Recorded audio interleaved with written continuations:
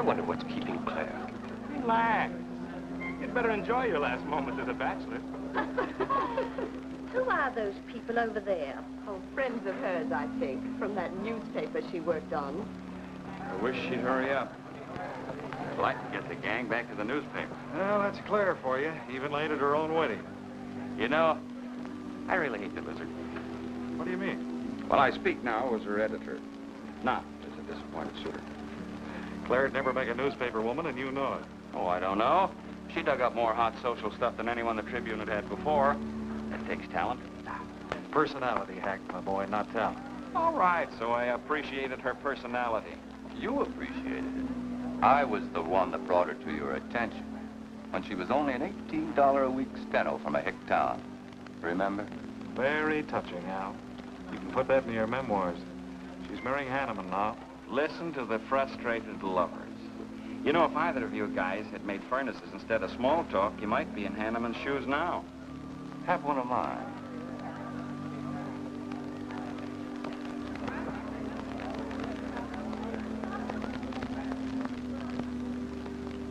We do have memory, don't we, Les?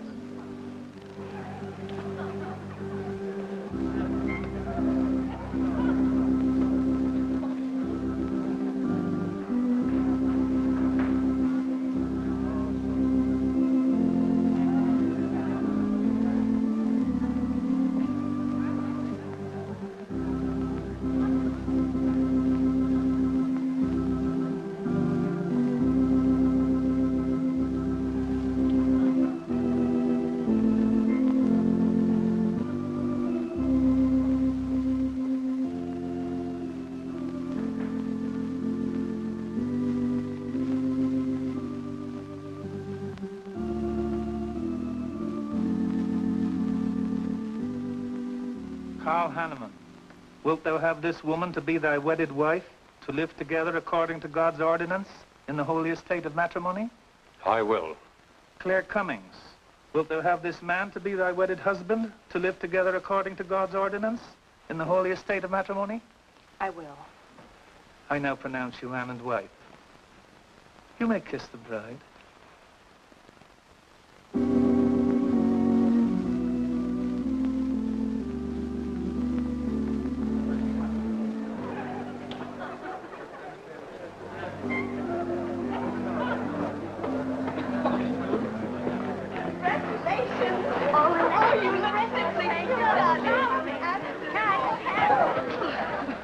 June, don't tell me I'm going to lose another employee. Don't worry, Mr. Doyle. I don't even have a boyfriend. We better go in now and cut the cake. We'll have to hurry, darling, if we expect to catch that plane. I'll be right in. I just want to say my goodbyes to a few of the gang. All right, but hurry. Thank you. Thank you.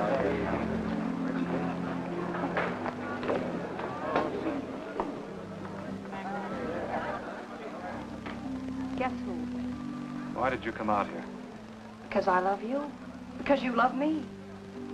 Claire, you're crazy. Don't you know what those words meant in there? Let no man put asunder. No one can put us asunder less, you and me. Oh, I never could figure you out. Except that, well, you make everything add up to spell Claire, don't you? Now, darling. You're even getting a sadistic kick out of having me at your wedding, me and the others. But there are no others. Only you. I'll think about you on my honeymoon. I'll write you. Miss me less.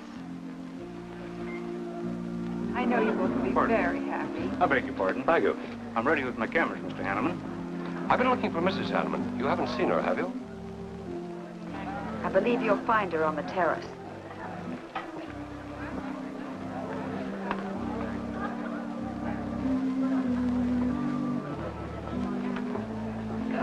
Carl, why aren't you entertaining the guests? I've been waiting for you, my dear.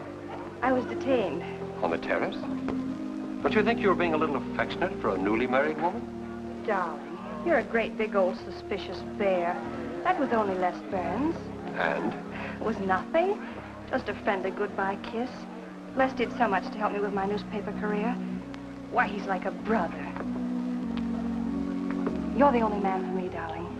Ever. They're waiting for us. Shall we cut the cake?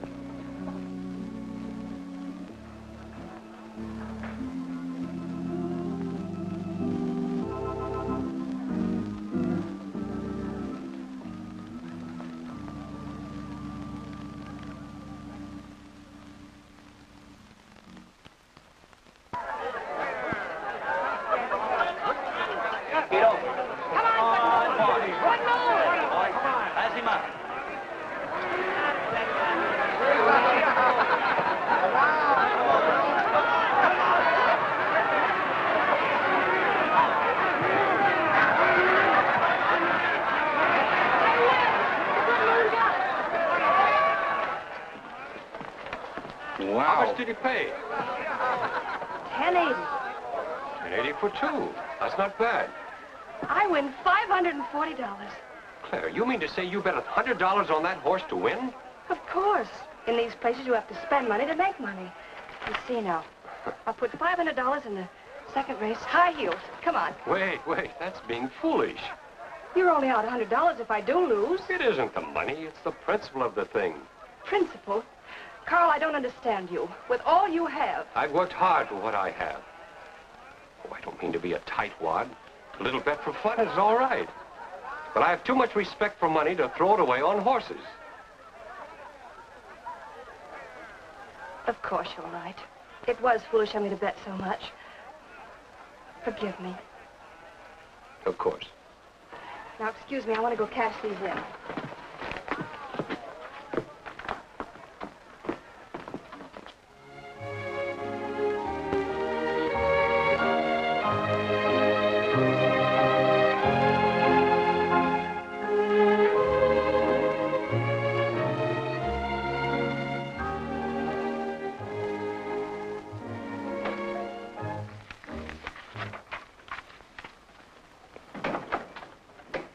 Hello, darling. Miss me? Back so soon, Oh, Carl. we went to the barber shop. Who are you writing to? June Taylor. You remember. Les Burns' secretary. She was at our wedding. Do you want to read some of the awful things I said about you?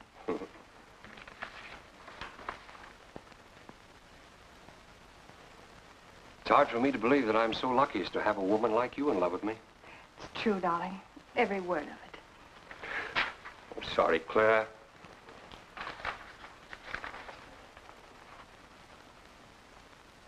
My darling Les. To June, eh? Things are beginning to make sense now. Carl, darling. So that was a goodbye kiss you gave Les Burns. Well, Well, what do you want me to say? nothing. There's nothing you can say, I guess. I'm only glad I found out about it now. Carl, what are you going to do? I'm going back to San Francisco. We're through.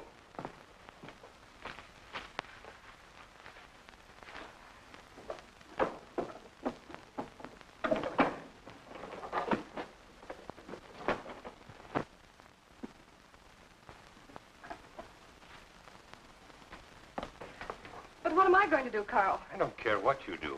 But I have no money. Thanks to your great generosity. That was enough for the week's hotel bill. You've got that money from the racetrack. Live on that. You'll not get another cent from me. Oh, no. I wouldn't be too sure of that. I'm your wife, Carl. There are community property laws in this state. It won't be that easy. It'll be very easy when I show this letter to the judge. And I'm starting divorce proceedings in the morning. Oh, Carl, darling, let's talk this thing over. It's so silly. Get out of my way before I forget myself.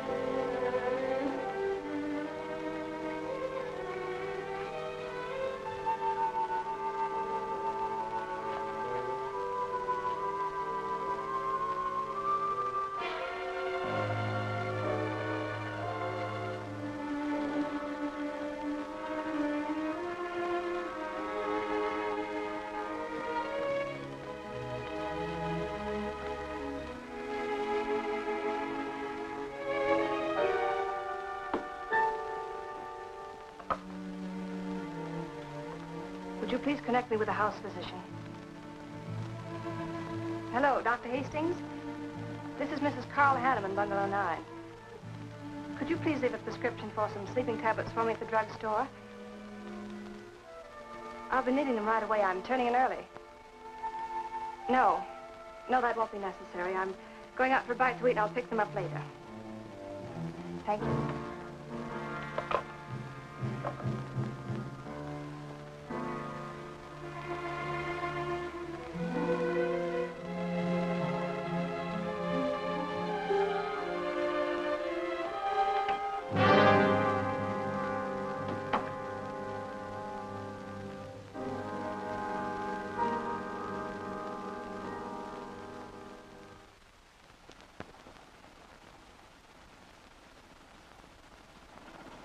I want a new set of plugs in 42.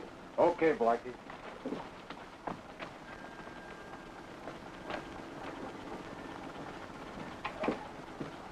Are you Mr. Tellen? Yeah. I must reach San Francisco by tonight. I want to be back by morning. Can you make it? I can make it up and back if If what? this weather holds out and my fee is big enough. How much will it cost? 400 bucks.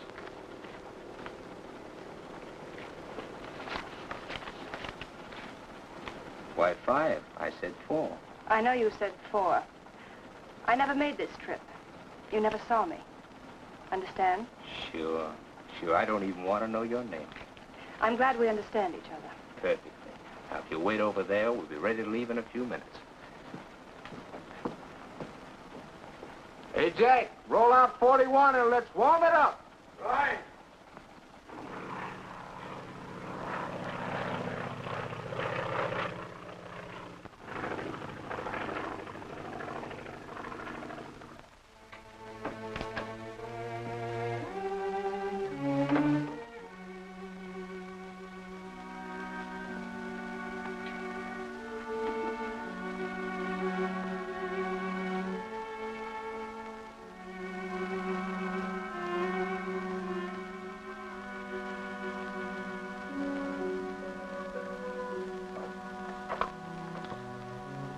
Room service, please.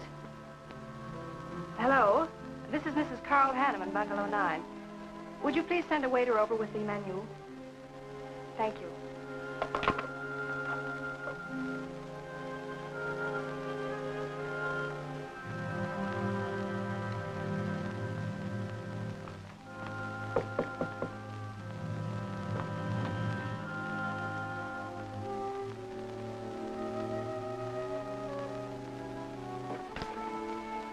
Good morning, Mrs. Hanneman. Good morning, Victor.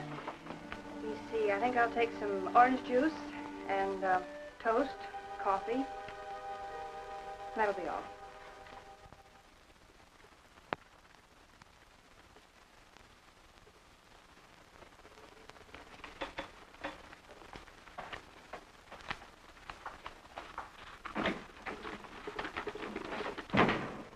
How was the ball game? That was no ball game. It was a track meet. 12-0. This all the mail today? Yes. By the way, I meant to ask you sooner, but I'm going to have a little dinner party tonight for a couple I know. You're invited if you're not doing anything. Well, sure. What's the occasion? They're going to be married soon. They're awfully nice kids. Married. Then the trouble will really start. Mr. Burns' office. Long distance calling. It's Mrs. Hanneman. Hello, Claire. Hello, Les. I'm so glad I caught you at the office. How's the honeymoon? It was interrupted. Carl had to go back east yesterday. Business, he said. He wanted me to stay over, wait for him here. But I'm not. I'm coming back to San Francisco tonight. You think that's sensible? Of course not. But I'll see you again. Look, I want you to arrange a plane ticket for me. Reservations are so hard to get at this end, it'll be easy for you. All right, Claire. I'll take care of it tomorrow. Tomorrow won't do. I'm coming home tonight. Okay, I'll wire you back on the time. I know you would help me. Be sure and meet me at the airport. I can hardly wait to see you. Goodbye, Les. Goodbye, Claire. June, get a hold of Hack Doyle. Have him get me a reservation on the 8 o'clock plane out of Los Angeles tonight. It's for Mrs. Hanneman. Are you planning to meet her? Yeah. Oh, I guess I'll have to cancel our dinner party tonight. It doesn't matter. Apparently Claire can get anything she wants out of anybody at any time. Can't she?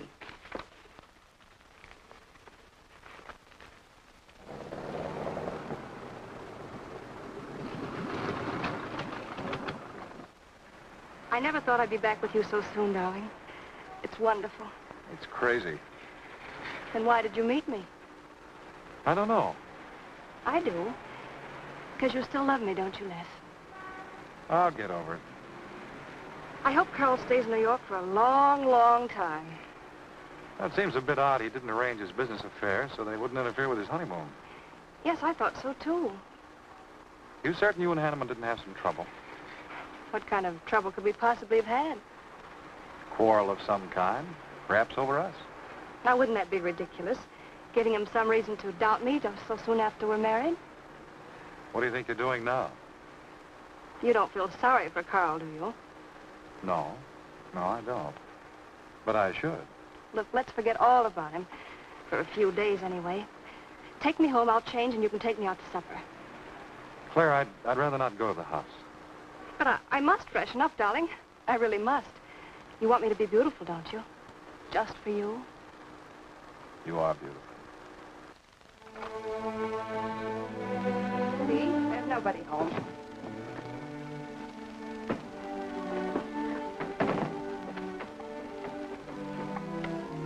Wait in there, darling. I'll be down in a minute. Come here. Oh, darling.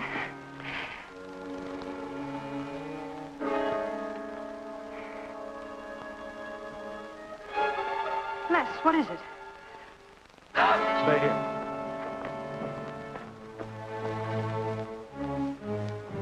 Carl.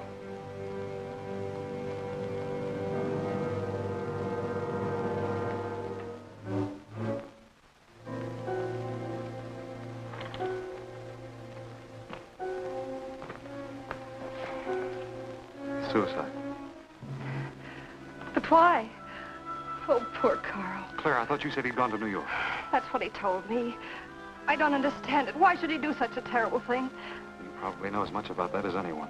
It's going to be one of the first things the police ask you. You can't stay here, darling. I'll take you over to Hack Doyle's. Where's your telephone?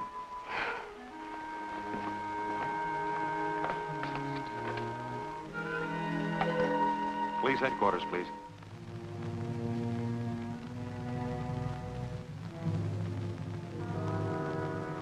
I thought of you and Hack right away, Mamie, and brought her over here. I hope you can put her up for tonight. Oh, of course. You can stay as long as you like, Claire. Thank you, Mimi. You're very kind. It's just too incredible.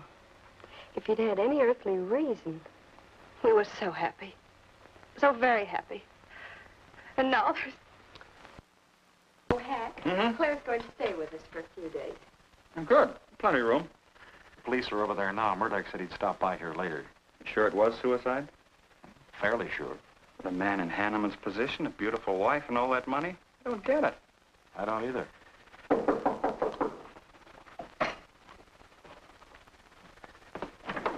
Oh, hello, Bill. Come on. How are you, Hank? Hello, Claire. Hello, Bill. Sorry this had to happen to you. Sit down, Captain. How about a cup of coffee? Thanks, Miss Doyle. I won't annoy you for long, Claire. Just a few questions, routine. You know how it is. Of course. Les gave me most of the details over the phone. Your husband, by the way, has been dead for nearly 24 hours. How did it happen that Burns met you at the airport? He didn't happen to. I phoned him from Los Angeles. How come? Well, I was arriving late and alone. I knew Les would pick me up. Do you have any theory as to why your husband came to San Francisco after telling you he was going to New York? No. I didn't know anything about the business. The gun, of course, was Hanneman's. We checked the serial number. Funny there are no powder burns on the coat. Bill, a suicide doesn't always press a gun against his body. In that case... There would be no powder burns, I know. Do you know of any reason why your husband should have taken his life? No, I don't. Anything wrong with his health? Not that I know of. But that could have been the reason. Had you quarreled? Oh, no. No, we never quarreled. Believe me, throughout every minute of our married life, we were supremely happy. The entire week, huh? Well, that's all for now. I may want to talk with you again later. Where will you be? Right here with us. Thanks. Bill, Yeah? you found fingerprints on the gun, of course. I mean, Hanneman's prints. Uh-huh. Clean as a whistle.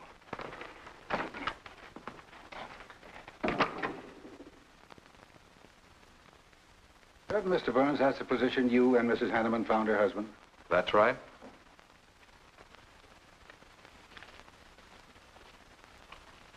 One more question, Mr. Burns. Your testimony at the coroner's inquest said you touched nothing. That's true. Then how did you know the man was dead without feeling his pulse or heart? Mr. Chalmers, I've been around enough to know a dead man when I see one, especially after 20-some-odd hours. You assumed that Mr. Hanneman committed suicide. Why? Well, everything points to suicide. Not in my assumption, Mr. Burns. Mrs. Hanneman, you say you saw your husband alive on Monday afternoon, and then the following night, which was Tuesday, you saw him again. Yes, but he was dead. I've told you everything. You don't need a weather vane to see which way this wind is blowing. Was it customary for the servants to take a vacation whenever Mr. Hanneman left on a trip and leave the house empty? Well, I don't really know. I didn't give orders to the servants. Carl, Mr. Hanneman ran the house. I hadn't moved in yet. I see that you also assumed that this was a suicide. Naturally, it couldn't have been anything else. That's what Mr. Burns said. According to the Police Scientific Detection Laboratory, the pistol found near the body was the one used in the death of your husband.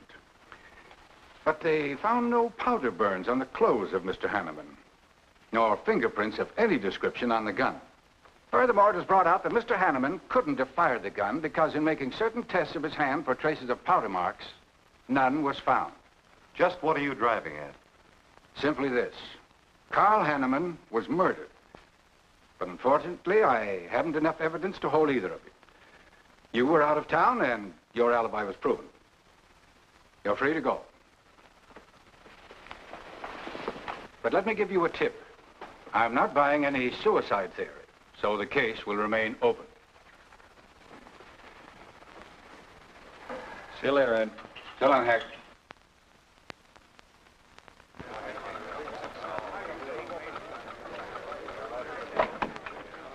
Good morning, Les. Just the guy I want to see. Yeah, about what? Oh, I've been assigned to do the follow-up on the Hanneman case. Oh, how'd you draw that? Oh, I asked for it. Be a dull job because there isn't going to be any follow-up. Just an ordinary suicide. Are you kidding?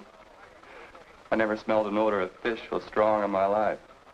No fingerprints on the gun, and you call it suicide. So what? What makes you so sure? Can you give me a good reason for Hanneman killing himself? No, I can't. Perhaps he thought he had a good reason. And perhaps he didn't. So meanwhile, if I can dig up a plausible motive... Who asked you to dig up a motive, plausible or otherwise? I said, if I can dig up a motive, I'm willing to accept suicide. But if I can't, then it'll have to be murder. Still carrying the torch for Claire, Hyle? Not anymore.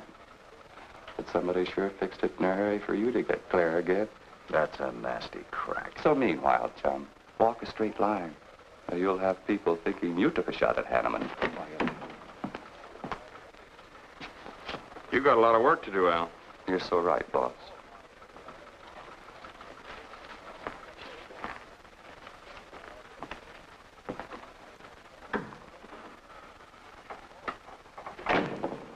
Sorry, Hack. How's Claire taking it this morning? I don't know. She's still asleep when I left. Les, I'm worried about this deal. Police aren't buying any suicide theory. Is that why you put Herrick on the story? Maybe. He might dig up a suicide motive. What's your slant? Well, Hanneman killed himself. Nice try, Hack. You're about as subtle as a punch in the nose. You think Hanneman was murdered, don't you? Maybe I'm protecting someone.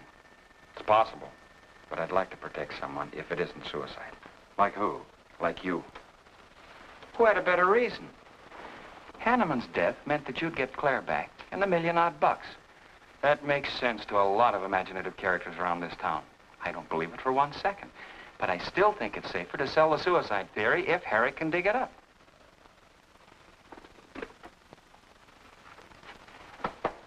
Thanks, Hack. But I didn't do it. Yeah. Send him in. Well, they're on the job. Hello, Batson. What's on your mind? The DA would like to see you gents in the morning. Says it's important. About 10 o'clock. What's he want us for? Don't you know? Mrs. Hanneman's already got her invitation. See you tomorrow.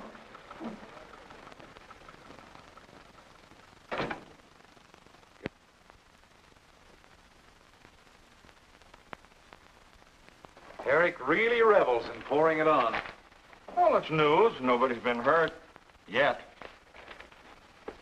By person or persons unknown. Could have been worse. The DA certainly tried hard to tag it on somebody. Tell me, Hack, do you think that, well, that Claire could have shot her husband in some way? No. She was in Los Angeles the night he was killed. DA couldn't shake that, and... Good morning, everybody. I hope I'm interrupting something important. Hello, darling. You look tired. Hello, Hack, dear. Good morning, Claire. It's a pleasant surprise. What can I do for you? I came to get my job back. Starting when? No. Well, after all that's happened, don't you think you should have a little rest? Rest. Why, working will be the best thing in the world for me. It'll keep me from thinking too much about poor Carl. After all, I must carry on. My life is still ahead of me. What's the real reason? Well, I do need a little cash. I have the house and my clothes, but I just won't be able to live on the widow's compensation the court will allow me. You wouldn't want me to have to sell my clothes in order to eat, would you?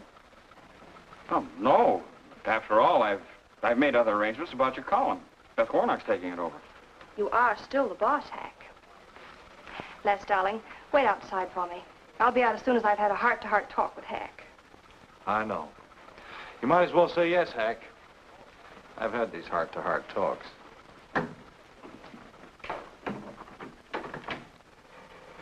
You will let me stay, won't you, Hack?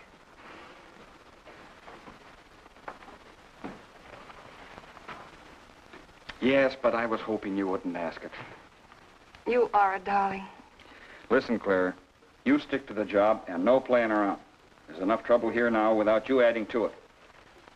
I don't know why you talk like that. I'm serious about it, Hack. I'll work hard. For your sake, I hope you do. You are a dear. See you later.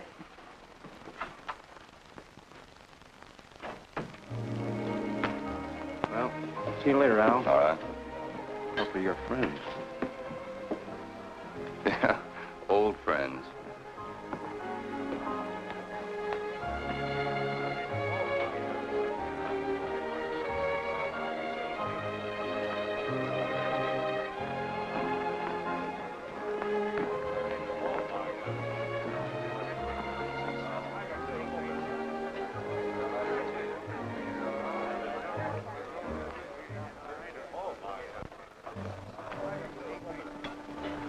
Two martinis, please. Chicken salad? Fine. Chicken salad for two. And coffee. Les, do you know a good lawyer? Yeah, why? Well, I need one to handle Carl's estate. What's the matter with Hanneman's regular lawyer? Ah, he's an old fuddy-duddy. I want someone whom I can trust to take care of my interests. Well, you might try Lawrence Carson. He specializes in probate work. Carson? Good. I'll call him tomorrow.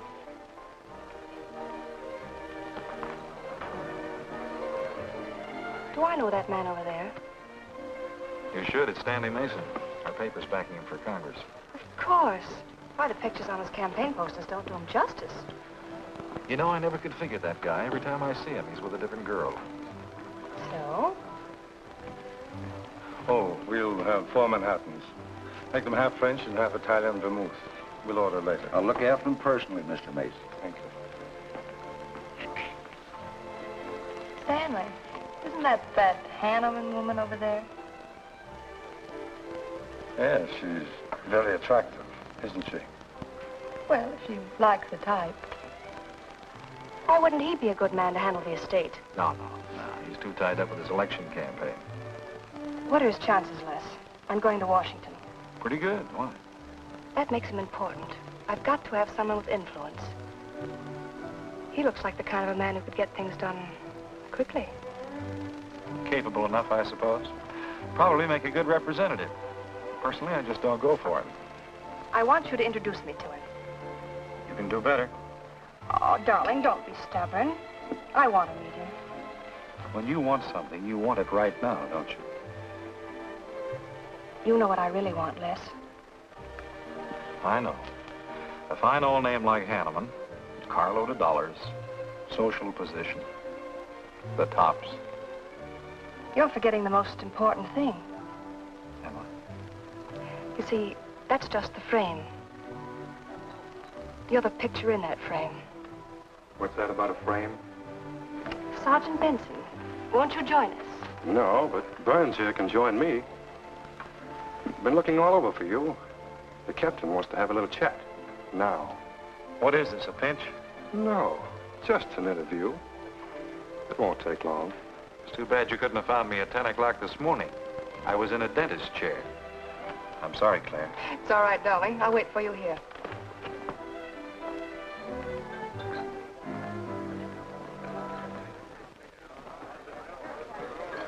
Bye, Les.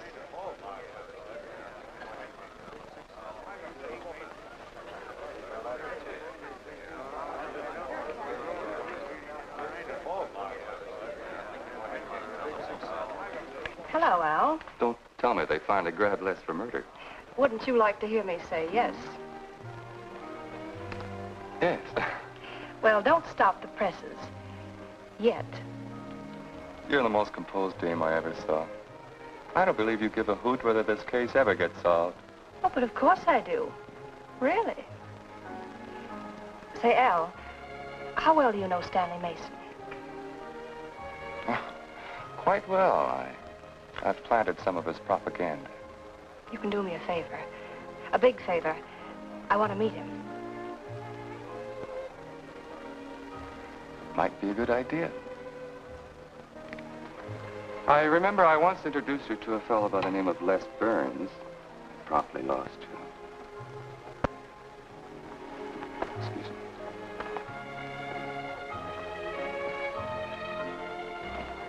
Stan, how are you? Well, hello, Al. Say, I have a young lady over here I'd like to meet you.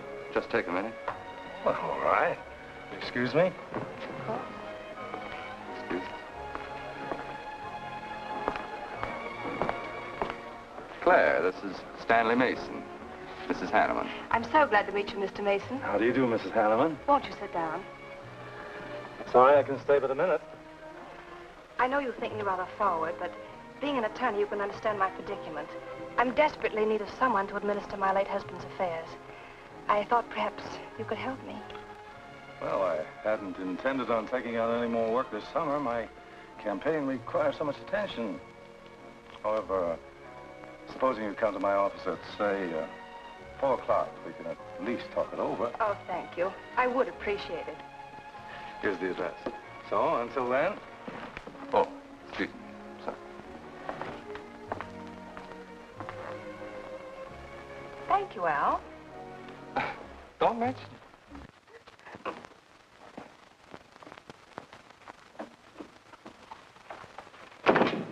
I found him, Cap. Right where I expected. With a grief-stricken widow. Only if she's grief-stricken... Skip it. Bless my boy. Have a seat. Last time it was hello, Burns. Today it's Les, my boy. What do you want? You know, I just wanted to chin a bit, will you? Oh?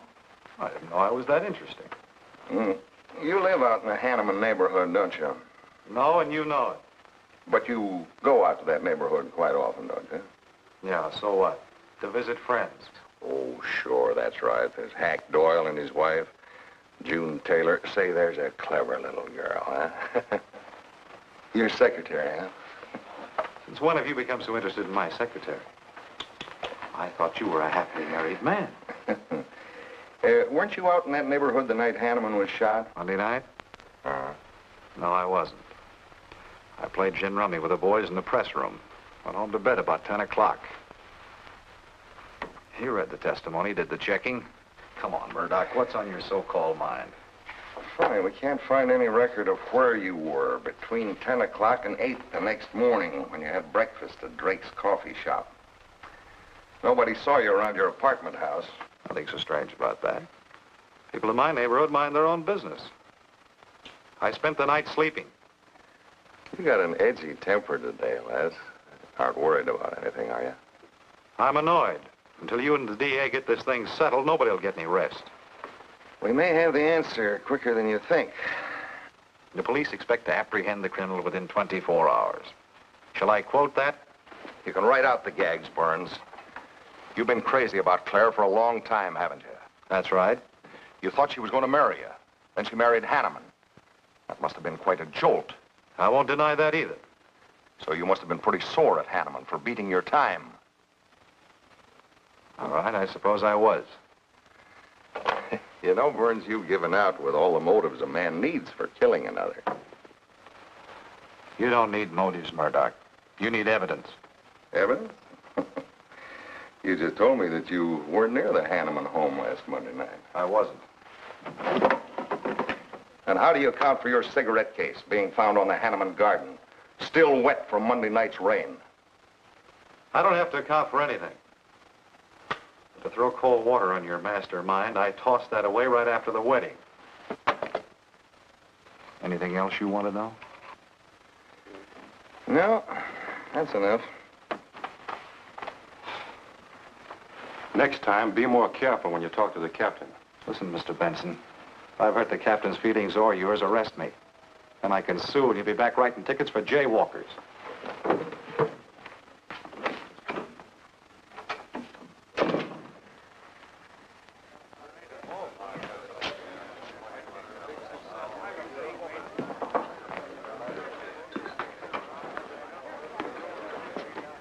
You rent that stool by the month?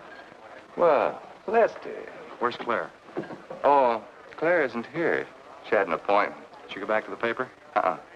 No, about this time, she should be walking into the inner sanctum of that courageous and fearless champion of the people's rights.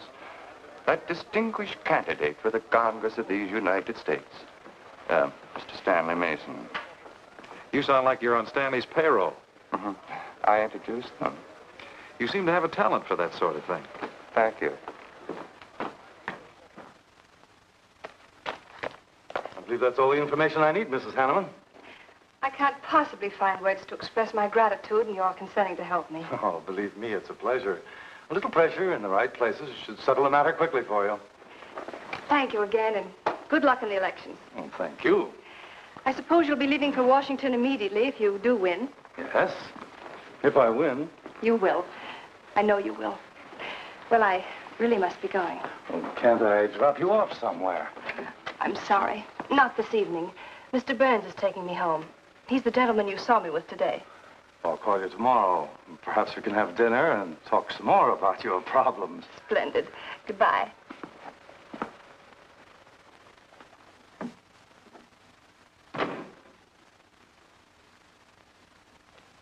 Look, Claire, don't you think you ought to stay over at Hack Doyle's a little longer? Might be unpleasant. Oh, don't be ridiculous. Come on. Oh, Robert. Good evening. Good evening, Mrs. Hanneman. We weren't expecting you home. We've made no arrangements for dinner. I've had dinner. Please take my bags to my room, and you and Christine take the evening off. I shan't be needing you. Thank you. Oh, Mrs. Hanneman, I just wish to say on behalf of Christine and myself that we're pleased that you're home, and we'll do everything we can to make you happy. Why, thank you, Roberts.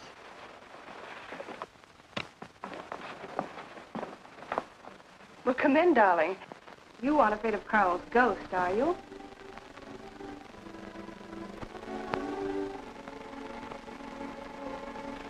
You'll never be happy here, Claire. Nonsense. I've done a little refurnishing. Well, that ought to help a little. Les, what did Murdoch want with you?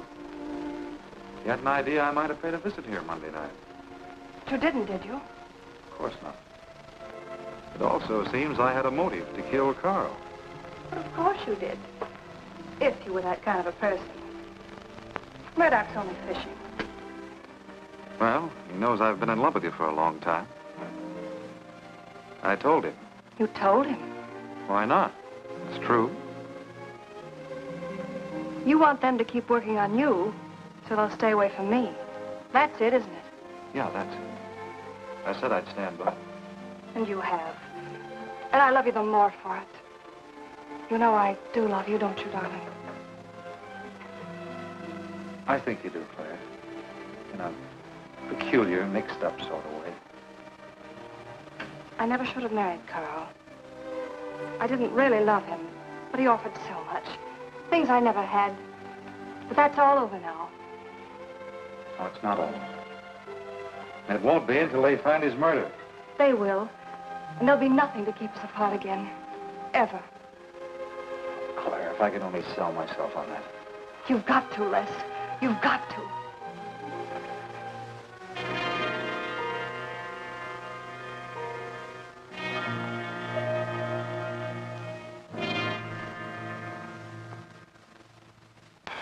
That little tidbit straight from the horse's mouth brings us to the 3:00 mark for today. See you around about this time tomorrow. Les Burns. You're pretty sharp today. That's the best column you've done in 2 weeks. Thanks. You say so, it must be all right. Hi, pal. Hello, Harry. Hear about your girlfriend? They dragged her in this day, Emma. Murdoch and the DA gave her quite a going over.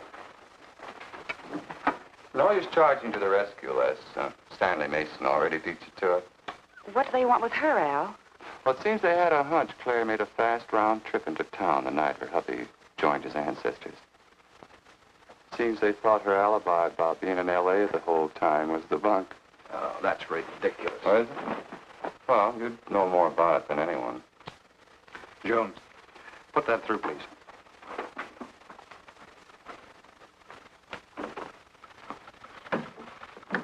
Okay, Al. You're so much smarter than Murdoch. Spill it. Oh, I'm not saying I'm smarter.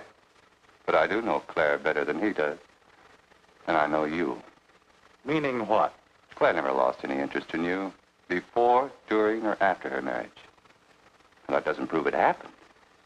With all that wampum at stake, this whole thing could have been planned weeks ago by both of you. I'm fed up with your dirty cracks. Now get out! Wait a minute. Look, Junior, one of these days I'm going to be too late and you're not going to have any teeth. Mm-hmm. You're so right, boss.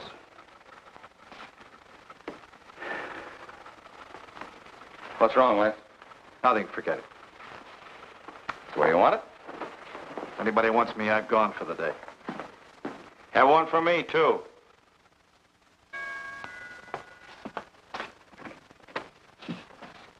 Where's Miss Hanneman? I gotta see her. Is she in? Why, yes, but she's going out. This is important. What's the trouble, Les? Oh, I've been trying to find you all afternoon. You didn't get back to the paper. Where were you? I was with Mr. Mason. We were talking over the estate. Oh. Looks like you got some more talking to do. It's really only business, Les. Come in, but I can only see you for a moment.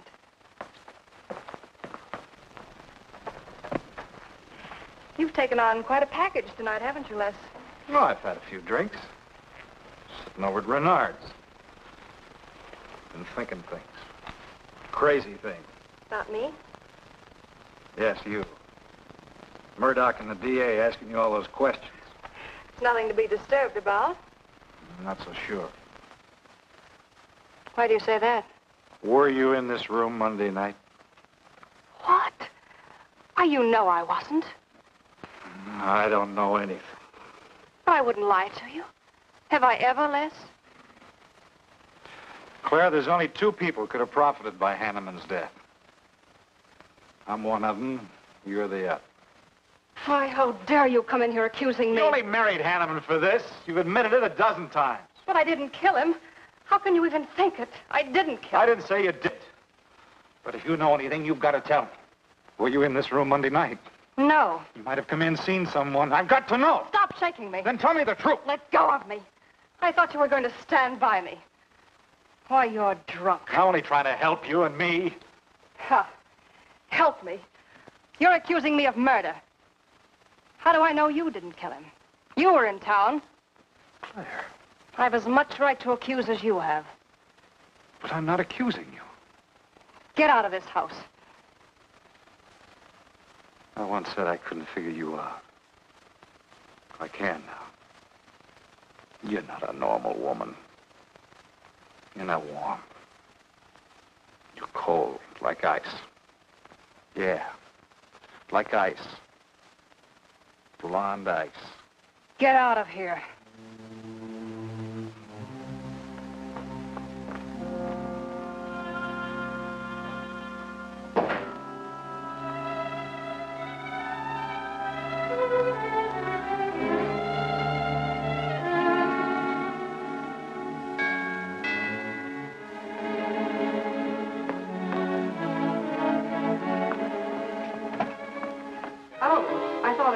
Hello, Mrs. Hanneman. I don't believe I know you. Sure. Sure you do. Let me come in. We can talk better inside. In there.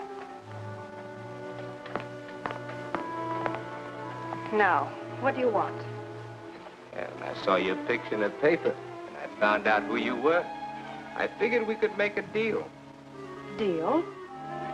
I was going to call on you last night, but you had company, and I had to see you alone. What kind of a deal? Seems that plane ride last Monday night returned big dividends. I paid you to forget me. I thought I could trust you. Sure. Sure you can trust me. But it's hard to forget murder for any $100. Why, you dirty double... I don't like that word. All right, we'll forget what happened to Hanneman. I'll go along with you on that suicide story. That is providing there's a little consideration of, let's say, 50 grand. $50,000? Why, I don't have that kind of money. This estate's in probate. I won't receive a thing for months. I can wait. But in the meantime, I'll take this. I know a little man who'll lend me money on it. All right. All right. Just don't come near this house again. But I will keep in touch with you. Quick, out the terrace door. And don't forget, Mrs. Hanneman, I'm not kidding about that 50G.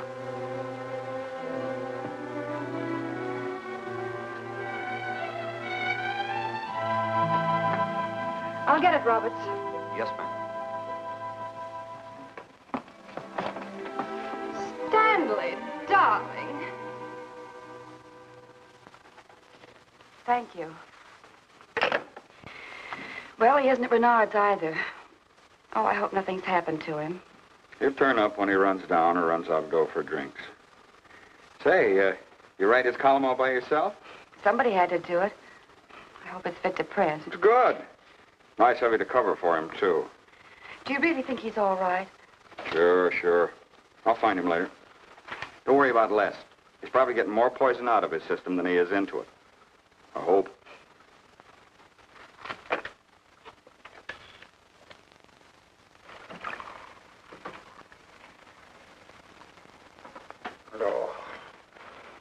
Oh, June. Oh. See if you can give me another head, will you? This one's not going to do me much good. You certainly had a little trip for yourself. I guess so. What day is it? Tuesday. Holy mackerel. What happened to Sunday and Monday? I took care of them for you. Oh, you would. Who found me, Hack Doyle? No. Claire. Claire? Mm-hmm. You were trying to convince the doorman at the top of the mark to let you out on the roof. It was the only way to the moon. Oh, brother. The moon? Looks like I wanted more than a little trip. Here, drink this. It'll make you feel better. Guess I've been the horrible example, huh? You no doubt thought you had a big reason for getting tight. I had to get away from something. Something wasn't good for me. Have any luck? I don't know. I'm never going through this again, I can assure you of that. June. Well, I guess I'd better get back to the office. Thanks a lot for looking after me, June. I'll be down after a while, if I can make it. Don't hurry.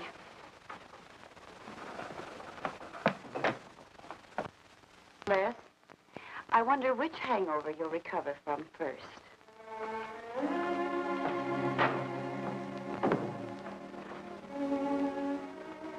I thought we were all washed up, Claire. Les, for everything I said the other night, I'm terribly sorry. I guess I was a little mixed up myself. Forgive me, darling. I must have been out of my mind to say such awful things to you.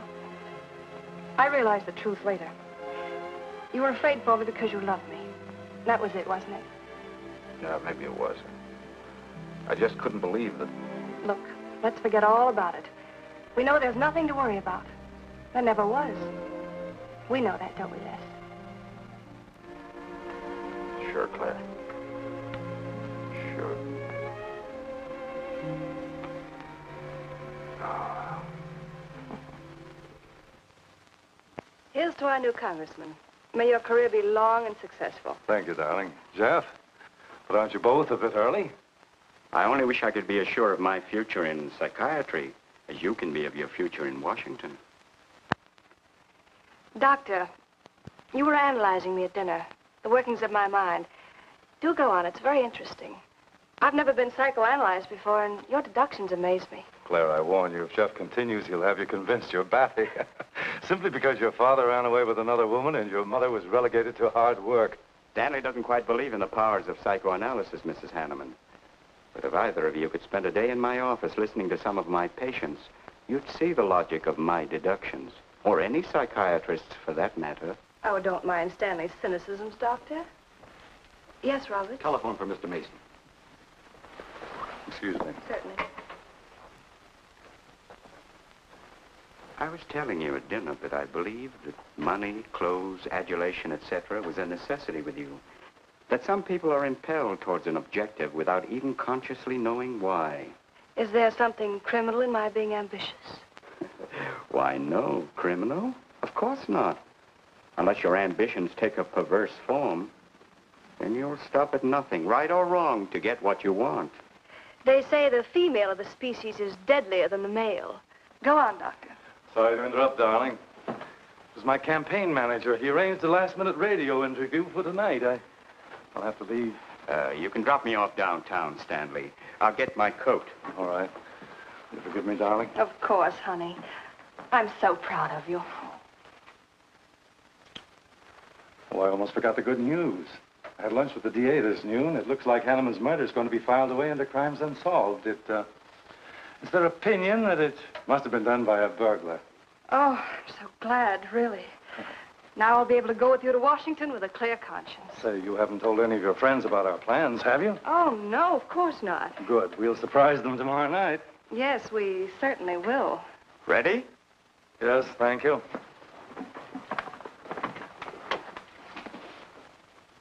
Good night, Clara. Good night. Mrs. Hanneman, please don't take my mental probing too seriously. You're a very charming hostess. So don't worry. I never worry. Good night. Good night.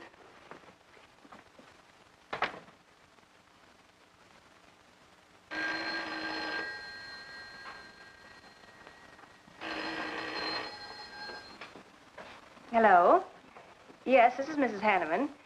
That's all right, Roberts. I'll take it. Hello? Who? How dare you call me here? I had you. I'm in a jam. I need some dough, and you've got to help me.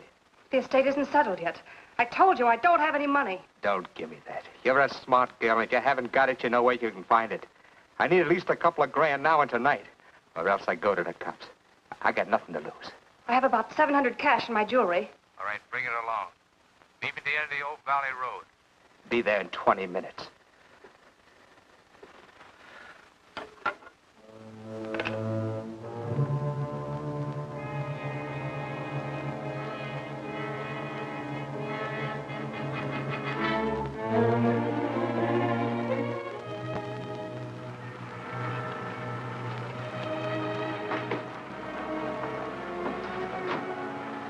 Did anybody follow you?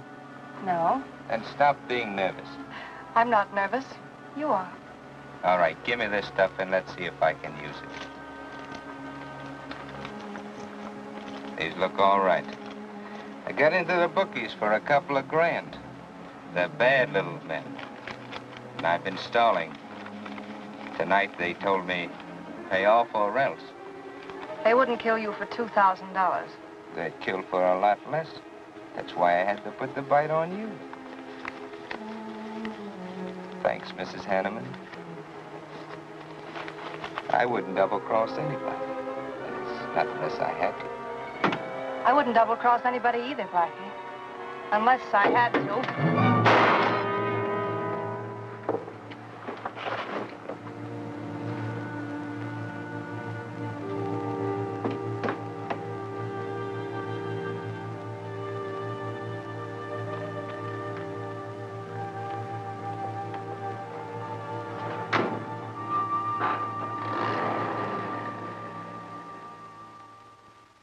First returns have been received from the 12th precinct.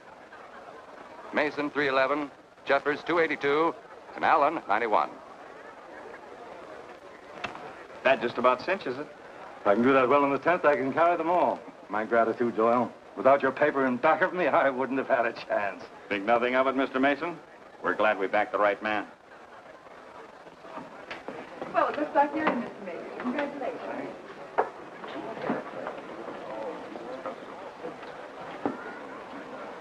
Seen Les and Claire yet tonight? No, I guess she's waiting to make her grand entrance. That's about 100 times you've asked for them, Hack. What gives? Nothing?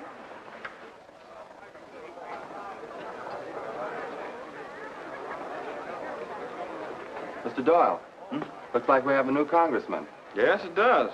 I'm sure he's going to be a good one. I hope so. We backed him. Hello, Claire. Hi, Les. Hi, Hank. Well, good evening, Claire. You look stunning, as usual. Thank you, Stanley. Oh, hello, Les. Thanks for being Claire for me. Big night, huh? In third place is Jeffers with 162, Allen with 142, and Mason 300 even. That's how big it is. Come on, Claire. I want you to meet some folks. You'll find drinks in there. Look, Les, there's something on my mind. I want to tell you about it. You better have a drink first. Sure.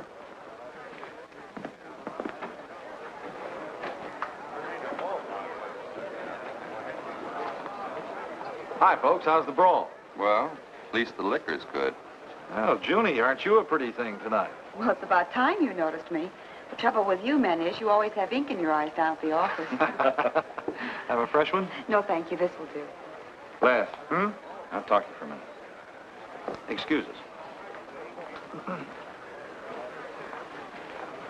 What gives? Did you come with Claire tonight?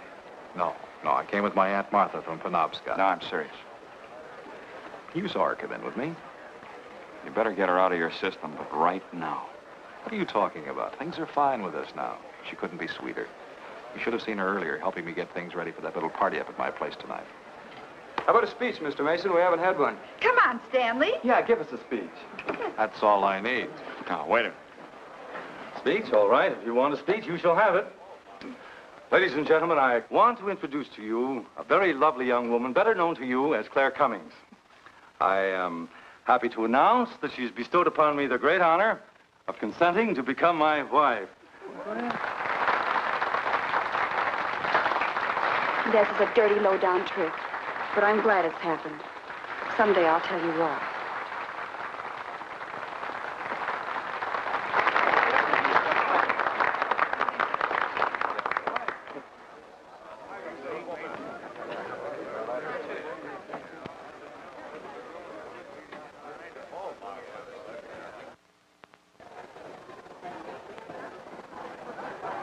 All the best in the world, my dear. That was quite a speech you made, Stanley. Surprised, Jeffrey? Aren't you going to congratulate us, Doctor? It's customary. Hate to take you away at this moment, Stanley, but there's something I must talk to you about. It's important. But of course, Jeffrey. Will you excuse us? I know you'll enjoy living in Washington. When do you plan to have the wedding?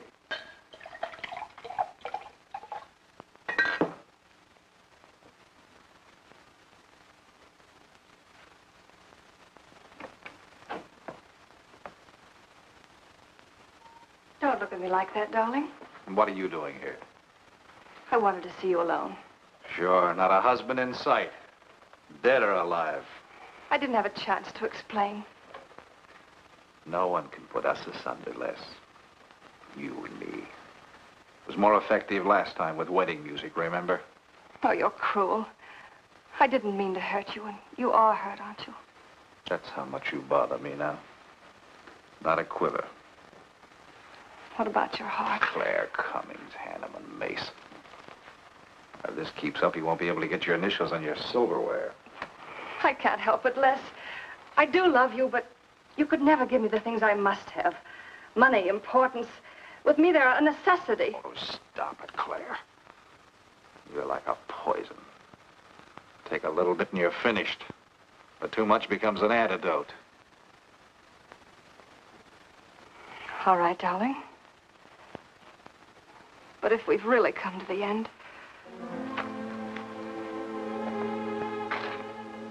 Stanley. Do you mind, Burns?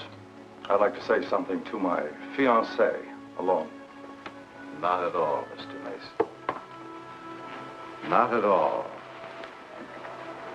Go right ahead.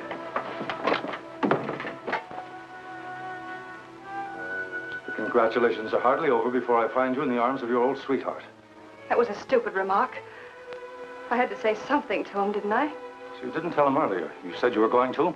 Well, I couldn't find the words. Is that why you're angry? Oh, darling, let's not quarrel. We can do that after we're married. There isn't going to be any marriage. What are you saying? I'm afraid we've made a mistake. You can't mean that. What'll my friends think? I couldn't stand the humiliation. Oh, you'll get over it quickly enough, as quickly as you did your other marriage. Why are you talking this way? What did that phony doctor tell you? That's not important. We've made a mistake. Now let's forget it, shall we? But you can't throw me over. I've looked forward. I've planned. You're taking me to Washington with you. Away from these people, these memories. I've got to go with you, Stanley. No, I'm sorry. It's final. You ought to see a doctor, Claire. A doctor like Jeff. I looked for you at the party after he talked to me. I merely wanted to ask you something. Doyle told me where I'd find you, but I didn't believe him either. But finding you here proves many things. You're not well, Claire. All right. I didn't mean to crack up. At least we could have a farewell drink together. No hard feelings, really. Why don't you fix some for us? I must say you're being regular about it.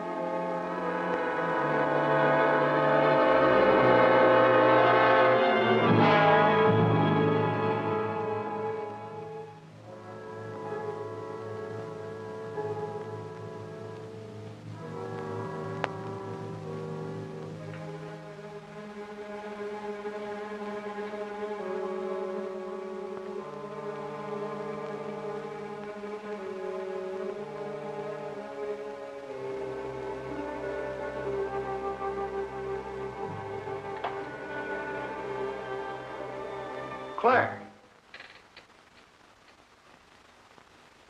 What have you done? I did nothing. You killed him, Les. I killed him? Don't you remember? You came in just a few minutes ago. You saw us talking. You looked funny. Crazy. You said you were going to kill Stanley because he stole me from you. So you picked up the knife and you stabbed him. You're out of your mind. No, I'm not. You're insane. No. No, I saw you do it. You dropped the knife and you ran out the door. I tried to stop you. Came in just a few minutes later. Right now. You murdering little idiot. Les, don't! Mason, you won! Alan just conceded the election! You're going to... You're gonna go. You made it on its minute right there.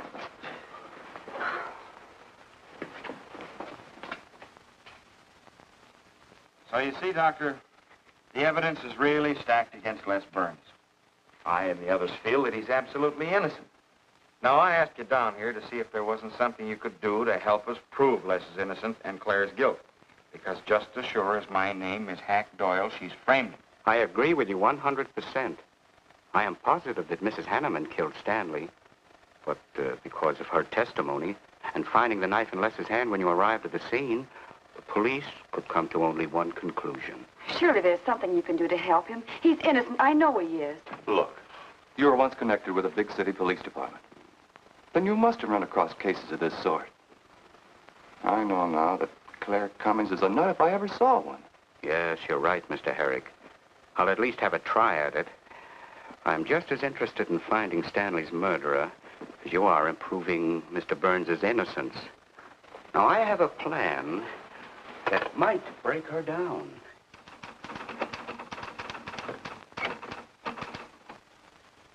Well, good morning, Dr. Clippinger. To what do I owe the pleasure of this visit?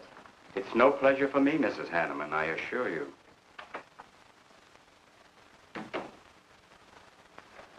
I just came to ask one question. Why did you kill Stanley Mason? What? How ridiculous you are, Doctor. Am I? You see, I had a talk with Stanley last night concerning your betrothal and advised him against it. It's safe to assume that when he came to tell you there wouldn't be any marriage, you killed him in a fit of anger and then concocted a story to implicate Mr. Burns. It's the most absurd accusation I ever heard. You seem to forget that Les Burns' fingerprints were found on the knife and that he was seen standing with it in his hand. The police have all the facts, Doctor. Not all of them.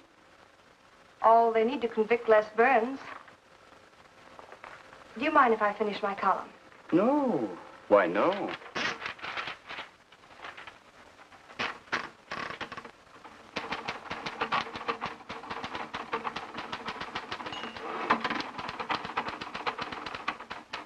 I suppose you'll tell the police I killed Stanley and give them that fantastic story to back up your accusations. It won't sound so fantastic to them, Mrs. Hanneman. I discovered one or two other flaws in your story. They'll laugh at you. It's insane, absurd. Oh, you're wrong. You see, I've spent my life delving into distorted minds like yours. I worked for the police for many years as a consulting psychiatrist. You sound more like a hypnotist. And I'm quite fed up with your insane theories. Now, Doctor, looking for something, Hack? Police are on their way. Police? What for?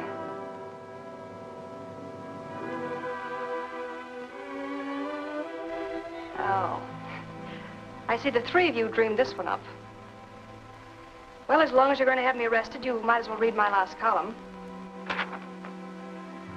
Go ahead, read it, Hack. Read it out loud. I killed Stanley Mason. I killed Carl Hanneman. I killed Blackie Talon. You didn't know about Blackie, did you? You hid that story on page 5. Unsolved robbery and slaying. I killed Stanley Mason because he no longer wanted to marry me. Stanley Mason was the top of the ladder for me. The top rung. I had money. And now I was going to have position. He was taking me to Washington with him. I could leave then without making the police suspicious. Clever of me, wasn't it? Why did you frame Les Burns? Why? Because he caught me with blood on my hands. Because at last even he had discarded me. I never loved any of them. You, Al, Hanneman, Mason. But Les, I wanted to hang on to him. He was of no use to me, but I couldn't let him go. Maybe I did love him. Hello. Miss Cummings? No, she's off.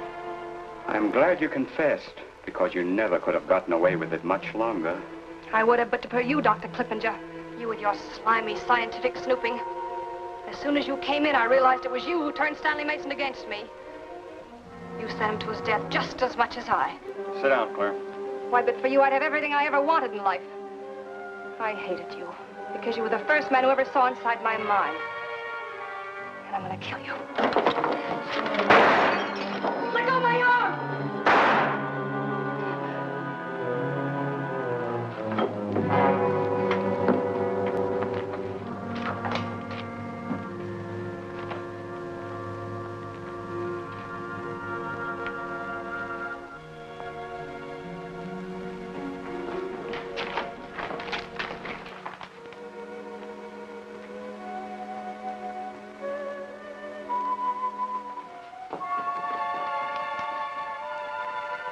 You were a little late, Murdoch. Well, it was probably better this way. I can scarcely believe it. A woman as beautiful as that. You didn't know her very well. None of us really knew her very well.